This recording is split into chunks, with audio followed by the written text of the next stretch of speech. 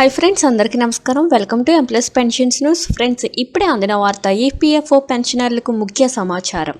EPFO అంటే employees provident fund organisation. ఇది ఉద్యోగుల కోసం ఎప్పటికప్పుడు సేవింగ్స్ చేసే పథకం. ప్రతి నెల ఉద్యోగి యాజమాని ఇద్దరు కలిపి కొంత మొత్తాన్ని ఈపీఎఫ్ ఖాతాలో వేసుకుంటారు. దీనివల్ల ఉద్యోగికి పొదుపు కూడా అవుతుంది. భవిష్యత్తులో అవసరమైనప్పుడు డబ్బు కూడా అందుతుంది. ఇదిలా చాలామందికి ఉపయోగకరమైన పథకం. చాలామంది ఉద్యోగులు ఒక విషయం గమనించరు. ఈపీఎఫ్ పాస్బుక్లోని చూపిన మొత్తానికి వాస్తవంగా వచ్చే డబ్బుకు మధ్య తేడా ఉంటుంది. మీరు డబ్బు విత్డ్రా చేసేటప్పుడు చాలా తక్కువ మొత్తం వస్తుందని బాధపడతారు. కానీ ఇది సహజమైన పొరపాటు కాదు. దీని వెనుక కొన్ని కీలక కారణాలు ఉన్నాయి. మీరు ఉద్యోగంలో 5 సంవత్సరాలు పూర్తి చేయకముందే డబ్బు విత్డ్రా చేస్తే మీపై ట్యాక్స్ పడుతుంది. దీనినే టీడీఎస్ అంటారు. మీరు పాన్ కార్డ్ ఇచ్చి ఉంటే 10% టీడీఎస్ మాత్రమే పడుతుంది. కానీ పాన్ కార్డ్ లేకపోతే ఏకంగా 34.608% వరకు డిడక్షన్ అవుతుంది. ఇది చాలా ఎక్కువ మొత్తం. అయితే మీరు 50,000 కన్నా తక్కువ విత్డ్రా చేస్తే టీడీఎస్ ఉండదు. ఈపీఎఫ్లో ఒక భాగం పెన్షన్ ఫండ్కు వెళ్తుంది. మీరు విత్డ్రా చేసే సమయంలో అది కలవదు. అది వేరే ఖాతాలో ఉంటుంది. మీరు కోరితే ప్రత్యేకంగా ఫారం 10C ద్వారా పెన్షన్ ఫండ్కు విత్డ్రా చేసుకోవాలి.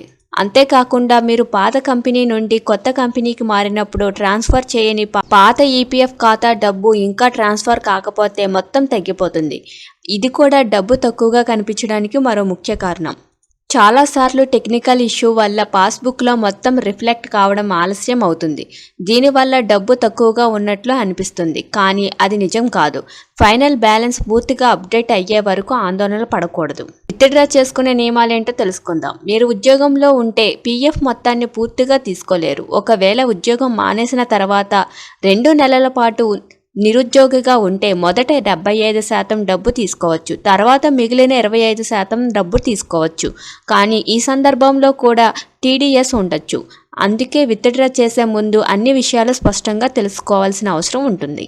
ఈపీఎఫ్ఓ పథకం ద్వారా మీరు భద్రత కలిగిన భవిష్యత్తు కోసం సేవ్ చేస్తున్నారు. కానీ ఏ విషయంలోనైనా పూర్తిగా క్లారిటీ లేకుండా డబ్బు విత్డ్రా చేస్తే సమస్యలు వస్తాయి. అందుకే ముందు అన్ని షరతులు తెలుసుకోవాలి. పాస్బుక్ అప్డేట్ చేసుకోవాలి. పాన్ కార్డు తప్పనిసరిగా లింక్ చేయాలి. అప్పుడే మీ డబ్బు పూర్తి స్థాయిలో మీ చేతికి చేరుతుంది. ఈ మార్గంలో ముందుకు వెళ్తే ఏ ఒత్తిడి లేకుండా ఈపీఎఫ్ఓ సేవలు పొందగలరు. ఇక మీ పీఎఫ్ డబ్బు తక్కువగా వస్తే ఆశ్చర్యపడవలసిన అవసరం లేదు. కారణాలు మీ చేతుల్లోనే ఉన్నాయి. వెంటనే మీ ఖాతాను చెక్ చేసుకొని సరైన నిర్ణయం తీసుకోవాలి.